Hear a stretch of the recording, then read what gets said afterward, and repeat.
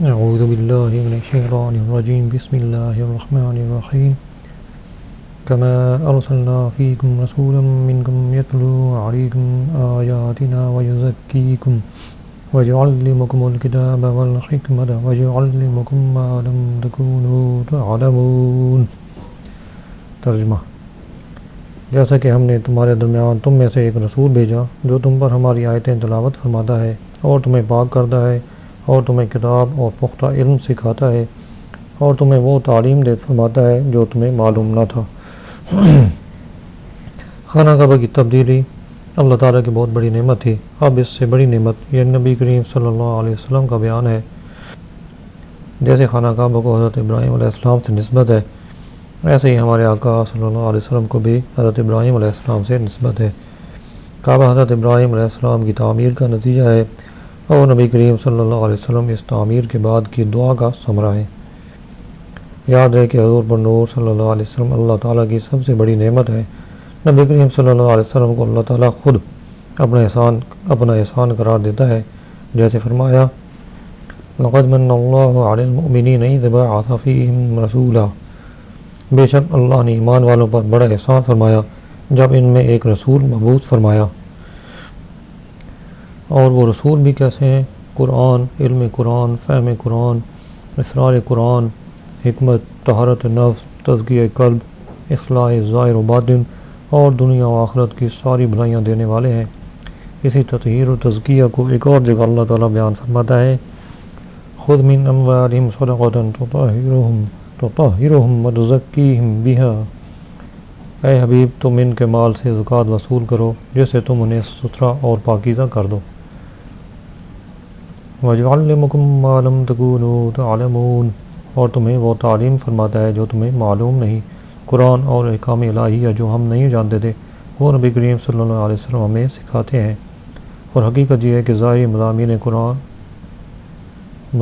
قرآن اور اللہ تعالیٰ کے احکام ہی نہیں بلکہ نبی کریم صلی اللہ علیہ وسلم سب کچھ سکھاتے ہیں، کیونکہ آپ صلی اللہ علیہ وسلم اولین و آخرین کے علوم کے جامع ہیں۔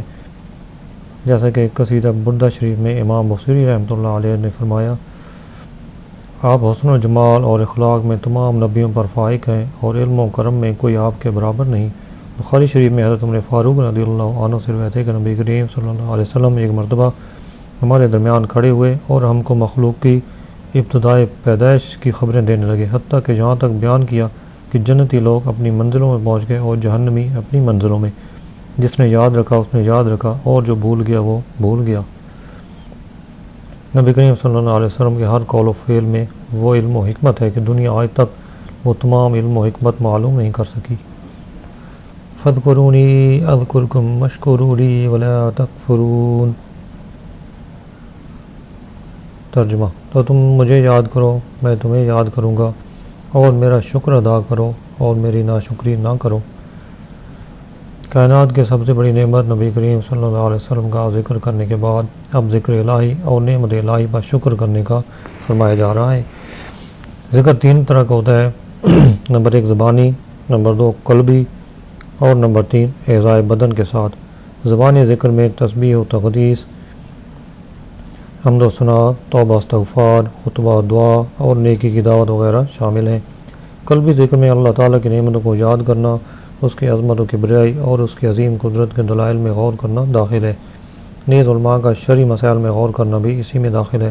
اعضاء بدن کے ذکر سے مراد ہے کہ اپنے اعضاء سے اللہ تعالیٰ کی نافرمانی نہ کی جائے بلکہ اعضاء کو اطاعت الہی کے کاموں میں استعمال کیا جائے۔ بکثرت احادیث میں اللہ تعالیٰ کا ذکر کرنے کے فضائل بیان کی گئے ہیں۔ ان میں سے کچھ احادیث بیان کی جائیں گی۔ نمبر 1 اللہ کا ذکر ایمان کامل کی نشانی ہے، مسند امام احمد کی حدیث ہے۔ نمبر 2 ذکر اللہ دنیا و آخرت کی ہر بھلائی پانے کا ذریعہ ہے، مشکوٰۃ المصابیح۔ نمبر 3 ذکر الہی عذاب الہی سے نجات دلانے والا ہے، موطا امام مالک۔ نمبر 4 ذکر کرنے والے قیامت کے دن بلند درجوں میں ہوں گے، یہ شرح سنہ۔ نمبر 5 ذکر کے حلقے جنت کی کیاریاں ہیں، ترمذی شریف۔ نمبر 6 ذکر کرنے والوں کو فرشتے گھیر لیتے اور رحمت ڈھانپ لیتی ہے، ترمذی۔ نمبر 7 شب قدر میں اللہ کا ذکر کرنے والے کو حضرت جبریل علیہ السلام دعائیں دیتے ہیں، شعب الایمان۔ نمبر 8 ذکر کرنے والوں کی صحبت میں بیٹھنے والا بھی محروم نہیں رہتا۔ نمبر 9 اللہ کا ذکر کرنے سے شیطان دل سے ہٹ جاتا ہے، بخاری۔ نمبر 10 اللہ کے ذکر سے دل کی صفائی ہوتی ہے، مشکات المصابیح۔ اذکرکم میں تمہیں یاد کروں گا۔ اللہ تعالیٰ اطاعت سے یاد کرنے والوں کو اپنی مغفرت کے ساتھ، شکر کے ساتھ یاد کرنے والوں کو اپنی نعمت کے ساتھ، محبت کے ساتھ یاد کرنے والوں کو اپنے قرب کے ساتھ یاد فرماتا ہے۔ بخاری شریف میں حضرت ابو ہریرہ رضی اللہ عنہ سے روایت ہے کہ نبی کریم صلی اللہ علیہ وسلم نے فرمایا، اللہ تعالیٰ ارشاد فرماتا ہے، میں اپنے بندے کے گمان کے نزدیک ہوتا ہوں جو مجھ سے رکھے، اور جب وہ میرا ذکر کرتا ہے تو میں اس کے ساتھ ہوتا ہوں۔ اگر بندہ مجھے اپنے دل میں یاد کرتا ہے تو میں بھی اسے اکیلا ہی یاد کرتا ہوں، اور اگر وہ مجھے مجمع میں یاد کرتا ہے تو میں اسے بہتر مجمع میں یاد کرتا ہوں، اور اگر وہ بالش بھر میرے قریب ہوتا ہے تو میں گز بھر اس سے قریب ہو جاتا ہوں، اور اگر وہ گز بھر میرے قریب ہوتا ہے تو میں دونوں ہاتھوں کے پھیلاؤں کے برابر اس سے قریب ہو جاتا ہوں، اور اگر وہ چل کر میری طرف آتا ہے تو میں دوڑ کر اس کی طرف جاتا ہوں۔ یعنی جیسے اللہ کی شہ نشان ہے، یا مراد یہ ہے کہ اللہ کی رحمت اس کی طرف زیادہ تیزی سے متوجہ ہوتی ہے۔ بخاری شریف کی حدیث ہے کتاب التوحید میں۔ وشکرولی اور میرا شکر کرو۔ جب کفر کا لفظ شکر کے مقابلے میں آئے تو اس کا معنی ناشکری، اور جب اسلام یا ایمان کے مقابل ہو تو اس کا معنی بے ایمانی ہوتا ہے۔ یہاں آیت میں کفر سے مراد ناشکری ہے۔ شکر کا مطلب ہے کہ کسی کے احسان و نعمت کی وجہ سے زبان، دل یا اعضاء کے ساتھ اس کی تعظیم کی جائے۔ حضرت موسیٰ علیہ السلام نے عرض کی، یا اللہ میں تیرا شکر گزار، شاید تیرا شکر کیسے ادا کروں کہ میرا شکر کرنا بھی تو تیری ایک نعمت ہے۔ اللہ تعالیٰ نے ارشاد فرمایا، جب تو نے یہ جان لیا کہ ہر نعمت میری طرف سے ہے اور اس پر راضی رہا تو یہ شکر ادا کرنا ہے۔ قرآن حدیث میں شکر کے کثیر فضائل بیان کیے گئے اور ناشکری کی مذمت کی گئی ہے۔ چنانچہ اللہ تعالیٰ ارشاد فرماتا ہے، لئن شکرتم لازیدنکم ولئن کفرتم ان عذابی لشدید۔ اگر تم میرا شکر کرو گے تو میں تمہیں اور زیادہ عطا کروں گا، اور اگر ناشکری کرو گے تو میرا عذاب سخت ہے۔ اور حضرت انس رضی اللہ عنہ سے روایت ہے، نبی کریم صلی اللہ علیہ وسلم نے ارشاد فرمایا، جب اللہ تعالیٰ اپنے بندے پر کوئی نعمت نازل فرماتا ہے اور وہ کہتا ہے الحمدللہ، تو یہ کلمہ اللہ تعالیٰ کے نزدیک اسے نعمت دینے سے بہتر ہوتا ہے۔ حضرت ابو ہریرہ رضی اللہ عنہ سے روایت ہے، رسول اللہ صلی اللہ علیہ وسلم نے ارشاد فرمایا، اللہ تعالیٰ جب کسی قوم سے بھلائی کا ارادہ فرماتا ہے تو ان کی عمر دراز کرتا ہے اور انہیں شکر کا انعام فرماتا ہے۔ حضرت قعب رضی اللہ عنہ فرماتے ہیں، اللہ تعالیٰ دنیا میں کسی بندے پر انعام کرے، پھر وہ اس نعمت کا اللہ تعالیٰ کے لیے شکر کرے اور اس نعمت کی وجہ سے اللہ تعالیٰ کے لیے تواضع کرے، تو اللہ تعالیٰ اسے دنیا میں اس نعمت سے نفع دیتا ہے اور اس کی وجہ سے اس کے آخرت میں درجات بلند فرماتا ہے۔ اور جس پر اللہ تعالیٰ نے دنیا میں انعام فرمایا اور اس نے شکر ادا نہ کیا اور نہ اللہ تعالیٰ کے لیے اس نے تواضع کی، تو اللہ تعالیٰ دنیا میں اس نعمت کا نفع اس سے روک لیتا ہے اور اس کے لیے جہنم کا ایک طبق کھول دیتا ہے۔ پھر اگر اللہ تعالیٰ چاہے گا تو اسے آخرت میں عذاب دے گا یا اسے درگزر فرمائے گا۔ یا ایھا الذین آمنوا استعینوا بالصبر والصلاۃ ان اللہ مع الصابرین۔ ترجمہ، اے ایمان والو، صبر اور نماز سے مدد مانگو، بے شک اللہ صابروں کے ساتھ ہے۔ اس سے پہلے آیات میں ذکر اور شکر کا بیان ہوا، اور اس آیت میں صبر اور نماز کا ذکر کیا جا رہا ہے، کیونکہ نماز ذکر اللہ اور صبر و شکر ہی پر مسلمانوں کی زندگی کامل ہوتی ہے۔ اس آیت میں فرمایا گیا کہ صبر اور نماز سے مدد مانگو۔ صبر سے مدد طلب کرنا یہ ہے کہ عبادات کی ادائیگی، گناہوں سے رکنے اور نفسانی خواہشات کو پورا نہ کرنے پر صبر کیا جائے۔ اور نماز چونکہ تمام عبادات کی اصل اور اہل ایمان کی معراج ہے اور صبر کرنے میں بہترین معاون ہے، اس لیے اس سے بھی مدد طلب کرنے کا حکم دیا گیا۔ اور ان دونوں کا بطور خاص اس لیے ذکر کیا گیا کہ بدن پر باطنی اعمال میں سب سے سخت صبر اور ظاہری اعمال میں سب سے مشکل نماز ہے۔ نبی کریم صلی اللہ علیہ وسلم بھی نماز سے مدد چاہتے تھے، جیسے کہ حضرت حذیفہ رضی اللہ عنہ فرماتے ہیں، نبی کریم صلی اللہ علیہ وسلم کو جب کوئی سخت مہم پیش آتی تو آپ نماز میں مشغول ہو جاتے۔ اسی طرح نماز استسقاء اور نماز حاجت بھی نماز سے مدد چاہنے کی صورتیں ہیں۔ ان اللہ مع الصابرین، بے شک اللہ صابروں کے ساتھ ہے۔ حضرت علامہ نصر بن محمد سمرقندی فرماتے ہیں، اللہ تعالیٰ اپنے علم و قدرت سے ہر ایک کے ساتھ ہے، لیکن یہاں صبر کرنے والوں کو بطور خاص اس لیے ذکر فرمایا تاکہ انہیں معلوم ہو جائے کہ اللہ تعالیٰ ان کی مشکلات دور کر کے آسانی فرمائے گا۔ اس آیت میں صبر کا ذکر ہوا۔ صبر کا معنی ہے نفس کو اس چیز پر روکنا جس پر رکنے کا عقل و شریعت تقاضا کر رہی ہو، یا نفس کو اس چیز سے باز رکھنا جس سے رکنے کا عقل و شریعت تقاضا کر رہی ہو۔ صبر کی اقسام۔ بنیادی طور پر صبر کی دو قسمیں ہیں۔ نمبر 1 بدنی صبر، جیسے بدنی مشقتیں برداشت کرنا اور ان پر ثابت قدم رہنا۔ نمبر 2 طبی خواہشات اور خواہش کے تقاضوں سے صبر کرنا۔ پہلی قسم کا صبر جب شریعت کے موافق ہو تو قابل تعریف ہوتا ہے، لیکن مکمل طور پر تعریف کے قابل صبر کی دوسری قسم ہے۔ صبر کے فضائل۔ قرآن و حدیث اور بزرگان دین کے اقوال میں صبر کے بے پناہ فضائل بیان کیے گئے ہیں۔ یہاں کچھ فضائل بیان کیے جاتے ہیں۔ نمبر 1 اللہ تعالیٰ صبر کرنے والوں کے ساتھ ہے۔ نمبر 2 صبر کرنے والے کو اس کے عمل سے اچھا اجر ملے گا۔ نمبر 3 صبر کرنے والوں کو بے حساب اجر ملے گا۔ نمبر 4 صبر کرنے والوں کو جزا دیکھ کر قیامت کے دن لوگ حسرت کریں گے۔ نمبر 5 صبر کرنے والے رب کریم کی طرف سے درود و ہدایت اور رحمت پاتے ہیں۔ نمبر 6 صبر کرنے والے اللہ تعالیٰ کو محبوب ہیں۔ نمبر 7 صبر آدھا ایمان ہے۔ نمبر 8 صبر جنت کے خزانوں میں سے ایک خزانہ ہے۔ نمبر 9 صبر کرنے والے کی خطائیں مٹا دی جاتی ہیں۔ نمبر 10 صبر ہر بھلائی کی کنجی ہے۔ اس آیت سے یہ بھی معلوم ہو کہ غیر خدا سے مدد طلب کرنا شرک نہیں ہے۔ اعلیٰ حضرت امام احمد رضا خان فرماتے ہیں، خدا را انصاف، اگر آیہ کریمہ ایاک نستعین میں مطلق استعانت کا ذات الہی میں حصر مقصود ہو تو کیا صرف انبیاء ہی سے استعانت شرک ہوگی؟ کیا یہی غیر خدا ہیں اور سب اشخاص و اشیاء وہابیہ کے نزدیک خدا ہیں، یا آیت میں خاص انہی کا نام لے دیا ہے کہ ان سے شرک اوروں سے روا نہیں؟ جب مطلقاً ذات احدیت سے تخصیص اور غیر سے شرک معنی کی ٹھہری تو کیسی ہی استعانت کسی غیر خدا سے کی جائے؟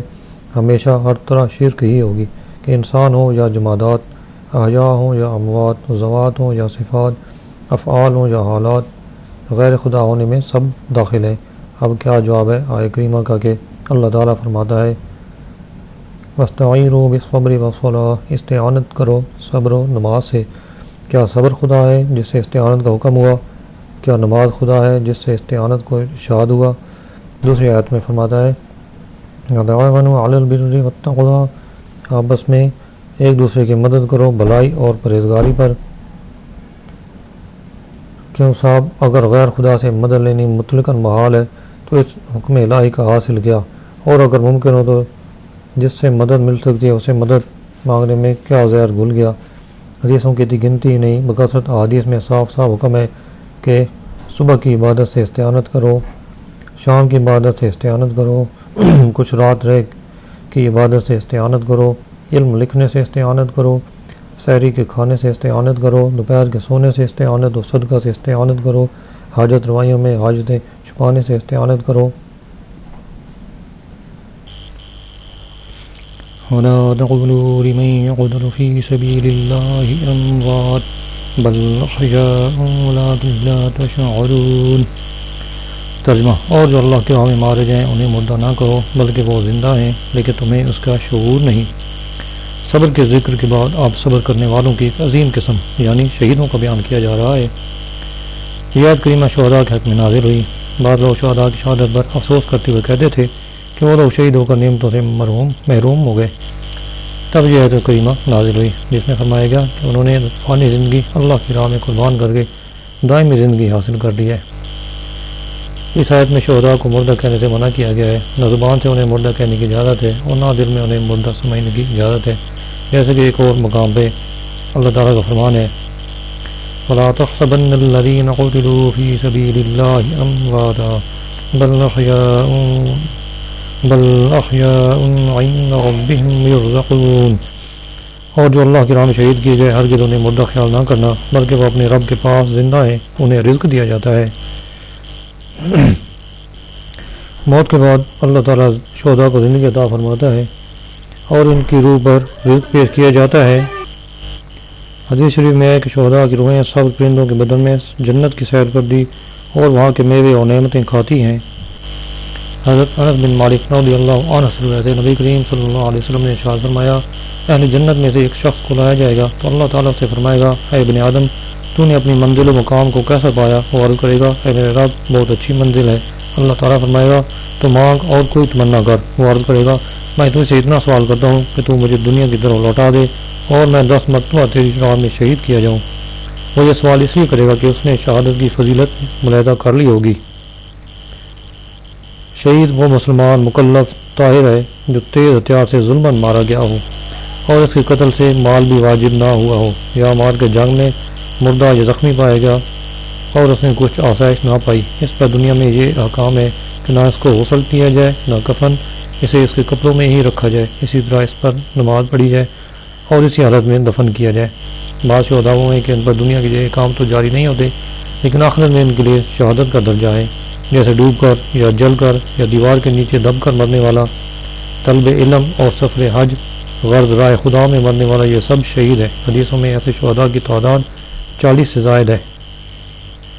وَلَٰكِن لَا تَشْعُرُونَ، لیکن تمہیں اس کا شعور نہیں، یعنی یہ بات تو قطعی ہے کہ شہداء زندہ ہیں، لیکن ان کی حیات کیسی ہے اس کا ہمیں شعور نہیں، اس لیے ان پر شرعی احکام عام میت کی طرح ہی جاری ہوتے ہیں، جیسے قبر، دفن، تقسیم میراث، ان کی بیویوں کا عدت گزارنا، عدت کے بعد کسی دوسرے سے نکاح کر سکنا وغیرہ۔ وَلَنَبْلُوَنَّكُمْ بِشَيْءٍ مِّنَ الْخَوْفِ وَالْجُوعِ وَنَقْصٍ مِّنَ الْأَمْوَالِ وَالْأَنفُسِ وَالثَّمَرَاتِ وَبَشِّرِ الصَّابِرِينَ۔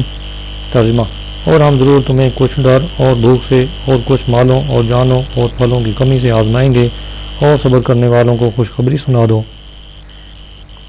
آزمائی سے فرما بردار اور نافرمان کے حال کا زائد کرنا مراد ہے۔ امام شافعی رحمۃ اللہ علیہ کے بقول خوف سے اللہ تعالیٰ کا ڈر، بھوک سے رمضان کے روزے، مالوں کی کمی سے زکوٰۃ و صدقات دینا، جانوں کی کمی سے امراض کے ذریعے اموات ہونا، پھلوں کی کمی سے اولاد کی موت مراد ہے، کیونکہ اولاد دل کا پھل ہوتی ہے، جیسے کہ حدیث شریف میں ہے۔ نبی کریم صلی اللہ علیہ وسلم نے ارشاد فرمایا جب کسی بندے کا بچہ مرتا ہے تو اللہ تعالیٰ فرشتوں سے فرماتا ہے تم نے میرے بندے کے بچے کی روح قبض کی؟ وہ عرض کرتے ہیں کہ ہاں یا رب۔ پھر فرماتا ہے تم نے اس کے دل کا پھل لے لیا؟ وہ عرض کرتے ہیں ہاں یا رب۔ اللہ تعالیٰ فرماتا ہے اس پر میرے بندے نے کیا کہا؟ فرشتے عرض کرتے ہیں اس نے تیرے حمد کی اور انا للہ و انا الیہ راجعون پڑھا۔ اللہ تعالیٰ فرماتا ہے اس کے لیے جنت میں مکان بناؤ اور اس کا نام بیت الحمد رکھو۔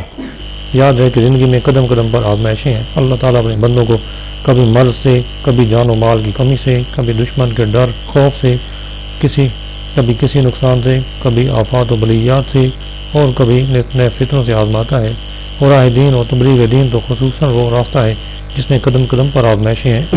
اسی سے فرما بردار اور نافرمان محبت میں سچے اور محبت کے صرف دعوے کرنے والے کے درمیان فرق ہوتا ہے۔ حضرت نوح علیہ السلام پر اکثر قوم کا ایمان نہ لانا، حضرت ابراہیم علیہ السلام کا آگ میں ڈالا جانا، فرزند کو قربان کرنا، حضرت ایوب علیہ السلام کو بیماری میں مبتلا کیا جانا، ان کے اولاد اور اموال کو ختم کر دیا جانا، حضرت موسیٰ علیہ السلام کا مصر سے مدین جانا، مصر سے ہجرت کرنا، عیسیٰ علیہ السلام کا ستایا جانا اور انبیاء کرام کا شہید کیا جانا، یہ سب آزمائشوں اور صبر ہی کی مثالیں ہیں۔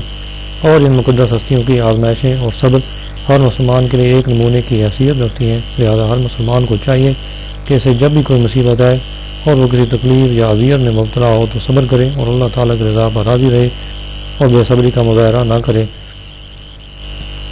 مفتی امجد علی اعظمی رحمۃ اللہ علیہ فرماتے ہیں بہت موٹی سی بات ہے جو ہر شخص جانتا ہے کہ کوئی کتنا ہی غافل ہو، مگر جب اسے تکلیف پہنچتی ہے یا وہ کسی مصیبت اور مرض میں مبتلا ہوتا ہے تو کس قدر خدا کو یاد کرتا اور توبہ و استغفار کرتا ہے۔ اور یہ تو بڑے رتبے والوں کی شان ہے کہ وہ تکلیف کا بھی اسی طرح استقبال کرتے ہیں جیسے راحت کا، مگر ہم جیسے کم سے کم اتنا تو کریں کہ جب کوئی مصیبت یا تکلیف ہے تو صبر و استقلال سے کام لے اور جزا و فضا یعنی ڈونا پیٹنا کر کے آتے ہوئے ثواب کو ہاتھ سے نہ جانے دیں۔ اور اتنا تو ہر شخص جانتا ہے کہ اس بے صبری سے آئی مصیبت جاتی نہ رہے گی، پھر اس بڑے ثواب سے محرومی دوہری مصیبت ہے۔ اور کثیر احادیث میں مسلمان پر مصیبت آنے کا جو ثواب بیان کیا گیا ہے ان میں سے چند احادیث بیان کرتے ہیں۔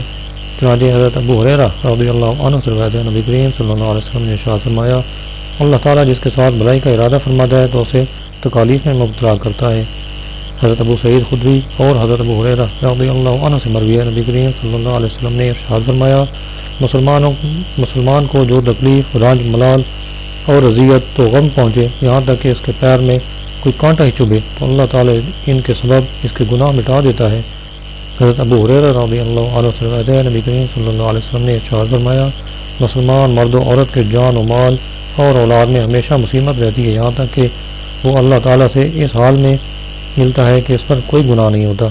حضرت جابر رضی اللہ عنہ سے روایت ہے، نبی کریم صلی اللہ علیہ وسلم نے ارشاد فرمایا، قیامت کے دن جب مصیبت زدہ لوگوں کو ثواب دیا جائے گا تو آرام و سکون والے تمنا کریں گے کاش دنیا میں ان کی کھالیں کینچیوں سے کاٹ دی ہوتی